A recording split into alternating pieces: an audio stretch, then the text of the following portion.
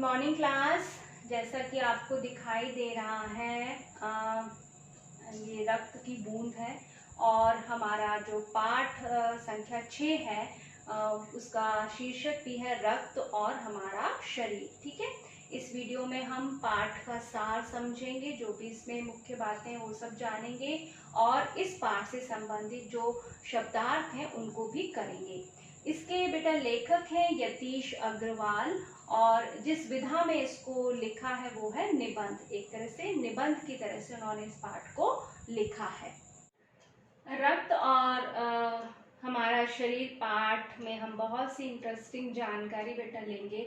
उसमें हम जानेंगे कि रक्त की संरचना यानी रक्त कैसे बना है, क्या क्या उसमें। ठीक है, फिर रक्त की कमी से या खून की कमी से होने वाला रोग या कौन से रोग हैं जो खून की कमी से होते हैं। ठीक है, फिर उन रोगों से या उस रोग से बचने का जो क्या उपाय है, ठीक है, क्या तरीका है और रक्तदान क्या है। ठीक है, इसके बारे में इस पाठ के द्वारा हम इतनी सारी हमें जानकारी जो है मिलेगी। रक्त और हमारा शरीर में जो कैरेक्टर आए, जो पात्र आए हैं वो हैं बेटा दिव्या, अनिल और डॉक्टर दीदी। दिव्या जो है अनिल की छोटी बहन है और वो जो है शुरू से ही वैसे तो कमज़ोर है, लेकिन अब कुछ दिनों से वो काफ़ी थकान महसूस कर रही है। उसको वो थक जाती है बहुत जल्दी, उसकी भूख में भी कमी आ गई है, उसका किसी काम में मन नहीं लगता है। तो अनिल जो है दिव्या को दिखाने के लिए हॉस्पिटल ले जाता है और वहाँ पर जब डॉक्टर दिव्या को देखते हैं तो वो उसको बोलते हैं अनिल को कि इस दिव्या की जो है खून की जांच करवानी होगी, लगता है इसको एनीमिया है। तो जब वो खून की जांच के लिए दूसरे रूम में जाते हैं तो वहाँ पर डॉक्टर दीदी जो कि अनिल की जान पहचान की है वो दिखती हैं। तो वो दिव्या की उंगली से थोड़ा सा खून लेती हैं और उसको अगले दिन आने के लिए कहती हैं। जब अगले दिन अनिल दिव्या को लेकर पहुंचता है तो दीदी जो है एक स्लाइड पर, ठीक है, कांच की पतली पट्टी पर उसके ब्लड को जो है सूक्ष्मदर्शी से, जिसको हम माइक्रोस्कोप बोलते हैं, बहुत जो आंखों से हम नॉर्मल आंखों से जिन चीज़ों को नहीं देख सकते उनको देखने का जो यंत्र होता है उससे वो उसकी जांच कर रही होती है और उसको बोलती है कि दिव्या को तो एनीमिया है। इस पर अनिल जो पूछता है कि दीदी एनीमिया क्या है और ये क्यों हो जाता है, कैसे हो जाता है। ठीक है, तब डॉक्टर दीदी उसको बताती हैं रक्त की संरचना के बारे में। वो उसको कहती हैं कि तुम्हें जो है एनीमिया के बारे में जानने के लिए पहले रक्त की संरचना को, उसकी बनावट को समझना होगा, वो कैसे बना है। और वो कहती हैं कि रक्त जो है वो एक तरह से भानुमति का पिटारा है। वैसे तो देखो तो सबका हमें क्या लगता है, ब्लड रेड है, सबका एक जैसा ब्लड है, भी उसमें क्या चीज हो गई अनोखी, लेकिन रक्त जो है वो भानुमति का पिटारा है। और भानुमति का पिटारा मतलब जिसमें अलग अलग तरह की चीजें, सभी चीजें एक साथ मिल जाती हैं, उसको हम बोलते हैं भानुमति का पिटारा। जब बहुत सारी काम की चीजें एक ही जगह हो तो हम बोलते हैं भानुमति का पिटारा। तो रक्त को जो है उन्होंने क्या कहा, भानुमति का पिटारा कहा। ठीक है, उन्होंने बताया कि रक्त के जो है 2 भाग होते हैं। ठीक है, अब वो कौन कौन से होते हैं वो हम देखते हैं। अब जो ब्लड है बेटा, हमने पढ़ा कि वो 2 भागों में बंटा है। तो उसमें पहला जो लिक्विड या तरल भाग होता है, ठीक है, उसको हम प्लाज्मा और हिंदी में प्लाविका कहते हैं। ठीक है, वो येलो रंग का होता है, आगे हम इसको पूरा पढ़ेंगे। उसके बाद दूसरा भाग होता है जिसमें कई छोटे बड़े कण होते हैं। ठीक है, कुछ लाल कण होते हैं, कुछ सफेद कण होते हैं और कुछ ऐसे कण होते हैं जिनका कोई रंग नहीं होता। एक तरह से जो ट्रांसपेरेंट आप चीज देख सकते हो ना, उस तरह के वो होते हैं, जैसा कि आप ये बनावट में आप देख सकते हो। ठीक है, तो ये तो रेड ब्लड सेल्स हैं, ये व्हाइट ब्लड सेल्स हैं, लाल रक्त कण, सफेद रक्त कण, और कुछ ऐसे ट्रांसपेरेंट हैं जो दिख नहीं रहे हैं, रंगहीन, जिनको हम बोल सकते हैं। ठीक है, अब है बेटा प्लाज्मा जो ब्लड में होता है। तो प्लाज्मा को हिंदी में हम बोलते हैं प्लाविका। ठीक है, या रक्त प्लाज्मा पीले रंग का तरल मतलब लिक्विड पदार्थ होता है, जैसा कि ये आपको इसमें दिखाई दे रहा है। ये येलो कलर का जो वो है वो क्या है, प्लाज्मा है। और ब्लड में उसकी जो मात्रा है वो कितनी है, 55% है। ठीक है, इसमें सफेद रक्त कण, लाल रक्त कण और रंगहीन जो कण होते हैं जिनको हम बिंबाणु या प्लेटलेट्स बोलते हैं, वो तैरते रहते हैं। अधिकतर भाग में जल होता है, जल मतलब पानी होता है, ठीक है। जैसा ये पिक्चर में आपको दिखाई दे रहा है, वाइट ब्लड सेल्स भी हैं, रेड ब्लड सेल्स भी हैं प्लाज्मा में। प्लाज्मा वर्ड आपने सुना होगा, अभी कोविड में जिनको भी हुआ उनके लिए कहा था कि जो इससे बाहर आ चुके, ठीक है, जिन्होंने इस बीमारी को, जिनको हो गया वो ठीक हो गए, तो अपना प्लाज्मा जो है किसी बीमार व्यक्ति को दे करके उसकी सहायता कर सकते हैं। यह कुल रक्त की मात्रा का 55% तक होता है, ठीक है, जो प्लाज्मा होता है। और इसमें प्रोटीन, शर्करा, खनिज, शर्करा मतलब शुगर जिसको बोलते हैं, खनिज, हार्मोन, आयरन और थक्का जमाने वाले तत्व, जो खून का थक्का जमाते हैं, खून को जमा देते हैं, ठीक है, ताकि वो और ज्यादा ना बहे, ठीक है, कार्बन डाइऑक्साइड आदि घुले रहते हैं इस प्लाज्मा में, ठीक है। अब हम पढ़ेंगे बेटा लाल रक्त कण या रेड ब्लड सेल के बारे में। जैसा आप पिक्चर में दिखाई दे रहे हैं, ये क्या है, लाल रक्त कण या रेड ब्लड सेल है। अब है बेटा लाल रक्त कण, रेड ब्लड सेल, ठीक है। इनका जो आकार होता है, इनकी जो शेप होती है वो कैसे होती है, बालूशाही के समान। जैसा आप स्लाइड में देख रहे हैं, बालूशाही एक मिठाई होती है जो बीच में से दबी हुई होती है। तो ये देखिए कि यहाँ पर ये जो सेल है, रेड ब्लड सेल, वो बीच में से थोड़ा सा दबा हुआ है, ठीक है। और इनकी जो संख्या होती है वो 1 मिलीलीटर रक्त में, ठीक है, 1 जो मिलीलीटर जो ब्लड है उसमें लगभग 40 से 55 लाख कण होते हैं, ठीक है। 40 to 55 लाख जो है उसके रेड ब्लड सेल जो है उसमें होते हैं 1 मिलीलीटर रक्त में। और इनका जो जीवन काल होता है, ठीक है, जीवन काल मतलब ये कब तक, कितना टाइम तक जीवित रहते हैं ब्लड में, ठीक है।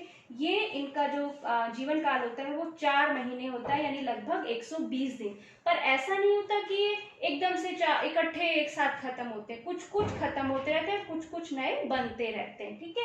आज कुछ खत्म हो गए, कुछ नए बन गए आज के दिन, इस तरह से खत्म होते रहते हैं। लेकिन जिनका मतलब 4 मंथ के बाद, लगभग 120 दिन के बाद जो है, अगर कोई है बना है तो 120 दिन के बाद जो है वो तक रहता है, और उसके बाद वो खत्म होके नए जो है बनते रहते हैं। लेकिन एकदम से सारे खत्म नहीं होते, मतलब एक कंटिन्यूटी में वो निरंतरता में चलते रहते हैं।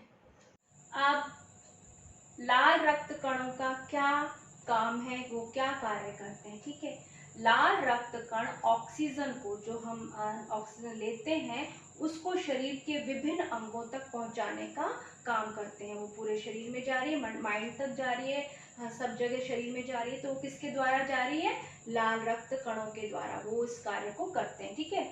और लाल रक्त कणों का निर्माण कैसे होता है, कहाँ होता है, तो रक्त कणों का निर्माण जो है वो कहाँ बनते हैं, हड्डियों के बीच मज्जा में होता है। मज्जा मतलब बोन मैरो में होता है, ठीक है, जो हड्डियों के बीच में होता है।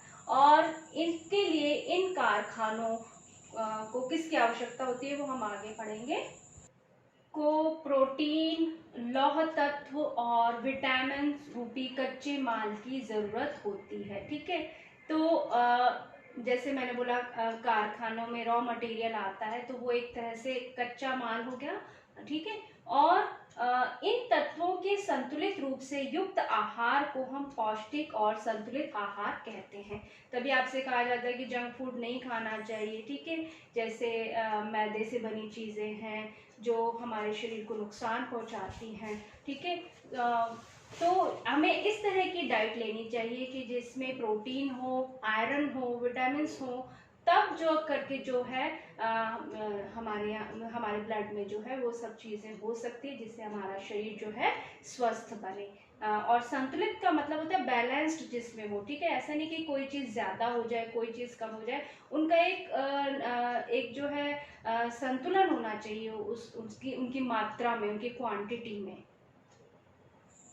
लाल रक्त कणों की कमी से होने वाला रोग, ठीक है। रेड ब्लड सेल्स की अगर हमारे शरीर में, बॉडी में कमी हो जाए तो कौन सा रोग हो सकता है, लाल रक्त कणों की कमी से एनीमिया रोग हो जाता है, ठीक है। हम कहते हैं इसमें हीमोग्लोबिन की कमी है, तो इसे हम खून की कमी होना भी कहते हैं। और इस जो रोग के लक्षण क्या है, ठीक है, क्या सिम्टम है, किससे हम पहचान सकते हैं कि हम पता कर सकते हैं कि हमें एनीमिया हुआ है। ठीक है, एक तो नंबर जो पहला है वो है कि हर समय थकान महसूस होना। आपको हर समय ऐसा लगेगा कि आप थके थके से हैं, आप का कोई भी काम करने का जो है मन नहीं करेगा, तो किसी भी काम में आपका मन नहीं लगेगा क्योंकि आपको हर वक्त थकान महसूस हो रही है। फिर तीसरे नंबर पर क्या होता है कि भूख की कमी हो जाएगी, आपको भूख लगना कम हो जाएगी या बंद हो जाएगी।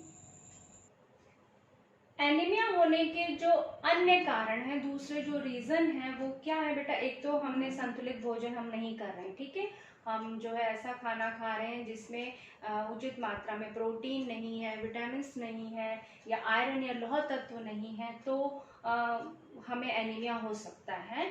और इसके अलावा जो कारण है वो है दूषित भोजन करना, जैसे जो ठेलों पर या दुकानों पर या होटल या ढाबों पर मिलता है वो इतनी सफाई से नहीं बनता है। ठीक है, तो जब वो खुला हुआ अगर रखा हुआ है, मक्खियां वहां भिन भिना रही हैं, ठीक है, तो क्या होगा, वो दूषित भोजन है और उसको हम कर लेते हैं, तो उससे जो है हमारे पेट में जो है कीड़े हो जाते हैं या हमें जो है फिर रक्त की कमी हो जाती है। गंदे हाथों से खाना खाना, हाथों के पोर्स जो होते हैं, हमें कहते हैं ना बार बार हाथ धोना चाहिए, क्योंकि हमारे हाथ जगह जगह लगते रहते हैं और हमारे पोर्स में जो है वो जो रोग फैलाने वाले या बीमारी फैलाने वाले जो जीवाणु होते हैं या रोगाणु होते हैं वो हमारे पोर्स में होते हैं। जब हम बिना हाथ धोए खाना खाते हैं तो वो खाने के संग हमारे पेट में चले जाते हैं। ठीक है, दूषित जल पीना, जो पानी है वो साफ पानी ना हो, रखा हुआ हो या फिर खुला हुआ हो, कहीं से भी हम पी लें उस तरह से। ठीक है, अत्यधिक मीठे खाने से भी पेट में कीड़े हो जाते हैं। ठीक है,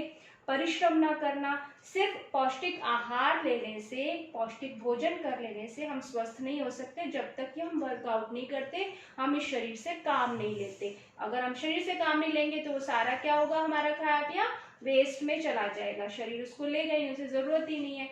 शरीर कब लेगा, कब वो हमारे शरीर को लगेगा, जब हम मेहनत करेंगे, तो हमारा जो पौष्टिक खाना है वो हमारे शरीर को लग जाएगा। ठीक है, तो परिश्रम ना करना भी एक कारण है। और खुले में शौच जाना, जैसे गांवों में पहले था, अब तो इतनी ये समस्या नहीं रही है, लेकिन पहले क्या था, जो खुले में शौच जाने पर क्या होता है कि जो मिट्टी होती है ना, उसमें जो है एक लार्वा के रूप में जो है वो रोग के रोगाणु होते हैं, जो क्या होता है शरीर में अगर स्किन पे कहीं पे भी टच हो जाते हैं तो हमारी बॉडी में वो प्रवेश कर जाते हैं और उसकी वजह से जो है हमारे पेट में कीड़े हो जाते हैं। ठीक है, और जो एक तरह से रक्त की कमी का कारण बन जाते हैं। ठीक है, तो ये बहुत से कारण हैं जिनकी वजह से जो है एनीमिया हो सकता है।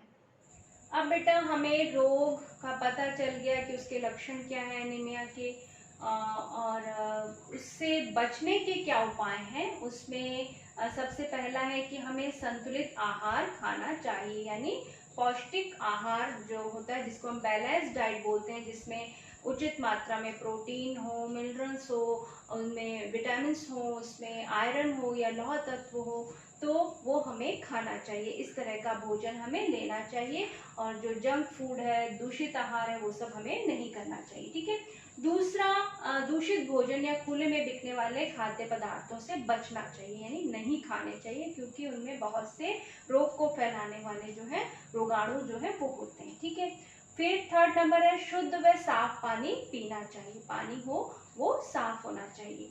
फिर फोर्थ नंबर पर है भोजन हाथ धोकर खाना चाहिए, और जब से ये कोरोना वायरस आया तब से तो ये है कि हमें हर वक्त थोड़ी थोड़ी देर में हाथ धो लेने चाहिए। ठीक है, फिर खुले में शौच नहीं जाना चाहिए, शौचालय में ही जाना चाहिए। खुले में जैसे जो है उससे बीमारी फैलने का खतरा रहता है, तो खुले में शौच नहीं जाना चाहिए।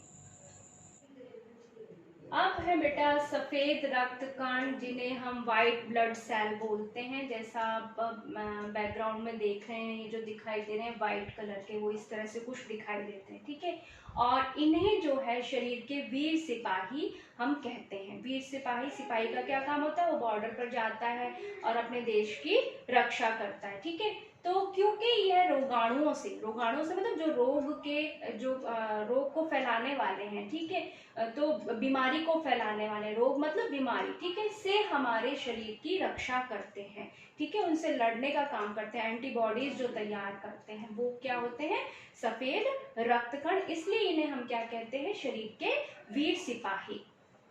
ब्लड में जो होते हैं वो होते हैं रंगहीन कण होते हैं, यानी बिंबाणु, जिन्हें हम इंग्लिश में प्लेटलेट्स बोलते हैं। जैसा आपको इस पिक्चर में दिखाई दे रहा है कि ये जो व्हाइट कण है ये क्या है, ये प्लेटलेट्स हैं। ठीक है, तो व्हाइट नहीं, सॉरी, जो रंगहीन है, जिनमें रंग नहीं है कोई भी। ठीक है, एक तरह से ट्रांसपेरेंट से होते हैं ये लोग, ये जो होते हैं कण। तो इनके बारे में हम अभी विस्तार से पढ़ेंगे। अब बेटा बिंबाणु क्या है और उनका क्या काम होता है, हम उसके बारे में पढ़ेंगे। ठीक है, बिंबाणु की बेटा पहली विशेषता होती है कि इनका अनियमित आकार होता है। ठीक है, कोई फिक्स शेप इनकी नहीं होती है, वो चेंज होती है, अनियमित आकार होता है। ठीक है, उसके बाद अनाभिकीय कोशिका, मतलब इसमें जो है कोशिका नहीं होती है। ठीक है, तीसरी जो इसकी विशेषता है कि इसमें सिर्फ डीएनए होता है, मात्र डीएनए होता है, और इसका जो जीवन काल होता है वो 9 से 12 दिन होता है। ठीक है, 9 से 12 दिन तक ये ब्लड में रहते हैं, और फिर ये पुराने जो हैं वो खत्म होते जाते हैं और नए जो है बनते चले जाते हैं। जिस तरह से एक सर्किल वो चलता रहता है, मतलब कोई भी जो है वो एकदम से खत्म नहीं होता, एकदम से एक साथ खत्म नहीं होते और एकदम से नए नहीं बनते। धीरे धीरे कुछ खत्म हो गए, कुछ नए बन रहे हैं, कुछ हैं। इस तरह से ये चक्र जो है, एक सर्किल जो है वो चलता रहता है। बिंबाणु का क्या काम होता है, ठीक है, ये जो होता है बेटा, चोट लगने पर रक्त को जमने में मदद करना। ठीक है, अगर आप के कहीं चोट लग जाए और ब्लड बह रहा है तो वो अगर जमेगा नहीं तो फिर वो बहता ही चला जाएगा, इससे रक्त की कमी हो सकती है। और ज़्यादा अगर चोट लग जाती है, एक्सीडेंट हो जाते हैं या दुर्घटनाएं कुछ इस तरह की हो जाती हैं कि वो रक्त जमने का नाम नहीं लेता है, तब क्या होता है कि ज़्यादा अगर हम उसको तुरंत हॉस्पिटल ना लेके जाएं तो ज़्यादा खून बहने की वजह से व्यक्ति की मृत्यु हो जाती है, उसकी डेथ हो जाती है। ठीक है, तो रक्त के तरल भाग प्लाज्मा में एक विशेष किस्म की प्रोटीन होती है। ठीक है, एक अलग तरह की प्रोटीन होती है जो रक्तवाहिका जिन्हें हम वेन्स बोलते हैं, ठीक है, कि कटी फटी दीवार में मकड़ी के जाले के समान, जैसे मकड़ी का आपने जाला देखा होगा कभी, तो वो किस तरह से बनाती है। ठीक है, मकड़ी के जाले के समान एक जाला बुन देती है और बिंबाणु इस जाले से चिपक जाते हैं। ठीक है, और इस तरह दीवार में जो दरार आती है, जो कट जाती है, कट फट जाती है, वो जो दरार आ गई, एक तरह से जो गैप आ गया, वो जो है वो भर जाता है और उससे क्या होता है, रक्त बाहर निकलना बंद हो जाता है। अगर बेटा ज्यादा चोट लग जाए, ठीक है, अगर छोटी मोटी चोट है तो जो बिंबाणु मैंने आपको बताया कि वो मकड़ी के जाले के समान एक जो है जाल तैयार कर देती है, जो हमारी रक्तवाहिका या वेन्स है, और ब्लड को जमा देती है, तो वो ब्लड रुक जाता है। लेकिन अगर ज्यादा चोट लग जाए, कोई दुर्घटना हो जाए, कोई एक्सीडेंट हो जाए और खून जो है बहता ही चला जाए, तो ऐसे पर हमें क्या करना चाहिए? चोट के स्थान पर कसकर साफ कपड़ा बांध देना चाहिए। मतलब अगर ज्यादा चोट लगी है तो हमें उधर उसके आसपास, उसके पास जो है कस करके कपड़ा बांध देना चाहिए और तुरंत जो है डॉक्टर के पास ले जाना चाहिए। जरूरत समझने पर डॉक्टर क्या करेंगे, वहां पर टाके या स्टिचेस लगा देते हैं। लेकिन बहुत अधिक रक्त बह जाने पर क्या होता है कि रक्त चढ़ाने की जरूरत पड़ सकती है, हमें कहीं ना कहीं से ब्लड लेना पड़ता है। ठीक है, अब हम जानेंगे बेटा रक्तदान के बारे में, वो क्या है और कौन कर सकता है, किस लिए करना चाहिए, वो सब कुछ हम इसमें जानेंगे।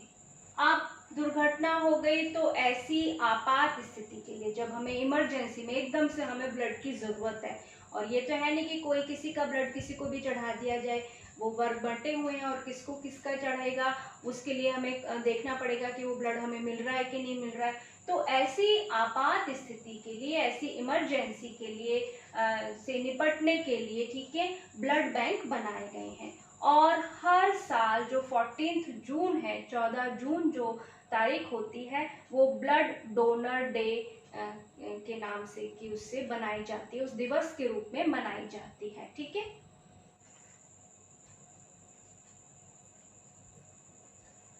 अब बेटा क्या किसी भी व्यक्ति का खून किसी के भी काम आ सकता है? तो हर किसी का जो रक्त है या खून है वो एक सा नहीं होता, दिखने में चाहे लाल हो लेकिन उसके वर्ग बटे हुए, ठीक है।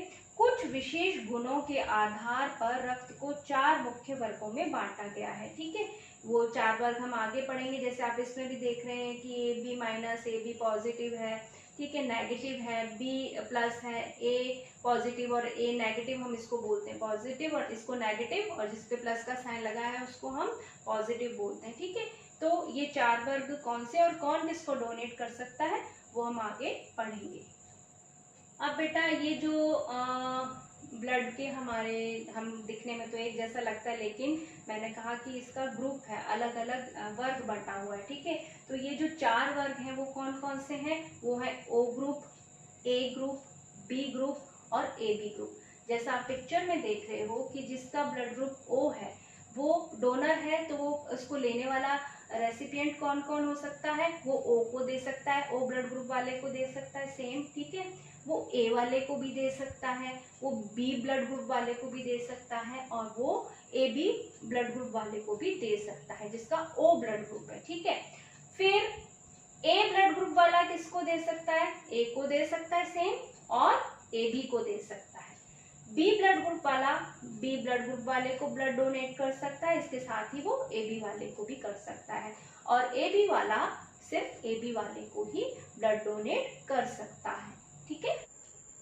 रक्तदान महादान, बेटा रक्तदान को महादान कहा जाता है, मतलब इससे बढ़कर के कोई दान नहीं है। क्यों नहीं है? क्योंकि कभी आपातकाल में, इमरजेंसी में जब किसी को जरूरत होती है और उस वक्त अगर हम उस जरूरतमंद को, हमारा ब्लड ग्रुप उससे मैच कर रहा है और हम उसको रक्तदान करते हैं, अपना खून देते हैं, तो एक तरह से वो उसको क्या दे रहा है? जीवन दे रहा है। हमारे खून देने से किसी दूसरे की जान बच सकती है, ठीक है। तो इसलिए क्योंकि उससे उसको जीवन मिल रहा है इसलिए इसको कहा जाता है महादान, यानी बहुत बड़ा दान है ये। तो हमारे शरीर में लगभग 5 लीटर खून होता है, ठीक है। एवरेज जो है लगभग, मतलब एक तरह से एवरेज जो हम निकाल रहे हैं उसका, वो लगभग कितना होता है? 5 लीटर होता है। और 18 वर्ष से अधिक उम्र के स्वस्थ व्यक्ति जो होते हैं वो ही रक्तदान कर सकते हैं, वो ही अपना ब्लड जो है डोनेट कर सकते हैं। एक समय में उस व्यक्ति से जो है लगभग 300 मिलीलीटर जो है रक्त ही लिया जा सकता है। अगर कोई डोनेट कर रहा है तो उससे मात्रा कितनी ली जा सकती है, कितनी क्वांटिटी में? 300 मिलीलीटर जो है उससे रक्त लिया जा सकता है। बेटा रक्त दान को लेकर के लोगों के मन में बहुत से भ्रम है, ठीक है। उनको एक तरह से उनके मन में डाउट है कई तरह के।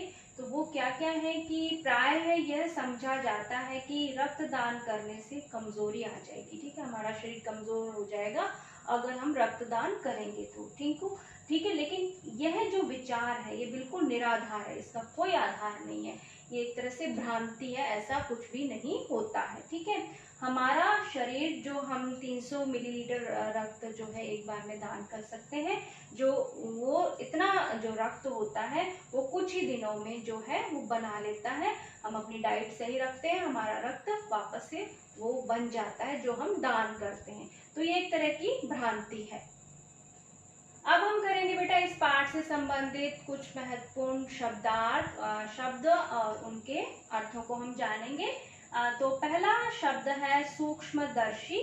सूक्ष्म का मतलब होता है बारीक से बारीक चीज, और दर्शी मतलब जो दिखाता है। तो बारीक से बारीक चीज को देखने का जो यंत्र होता है, जो इक्विपमेंट होता है, उसको हम सूक्ष्मदर्शी कहते हैं। और वो बारीक कितनी होती है कि जिन्हें हमारी आंखें नहीं देख सकती, हम नॉर्मल जो आईज है उनसे हम उन चीजों को नहीं देख सकते हैं, उनको देखने का काम करता है सूक्ष्मदर्शी, और अंग्रेजी में इसको हम बोलते हैं माइक्रोस्कोप।